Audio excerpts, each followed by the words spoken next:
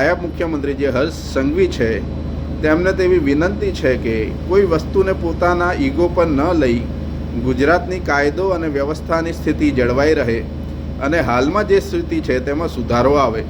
Police કર્મચારીઓને એવી કોઈ ખાસ ટ્રેનિંગ આપવામાં આવે કે જેમાંથી સામાન્ય નાગરિકો સાથે કેવી રીતે વર્તન કરવું, અને અગર કોઈ સામાન્ય નાગરિક અથવા કોઈ એવી પ્રકારનો વ્યક્તિ જે ગુનાહિત એનો બેકગ્રાઉન્ડ ધરાવે છે તો તેની સાથે પણ કેવી રીતે વર્તવું.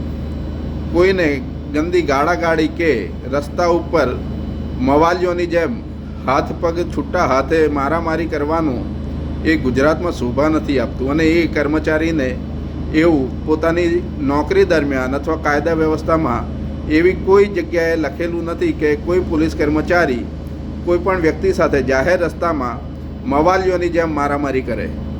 જય હિન્દ, જય જય ગરવી ગુજરાત.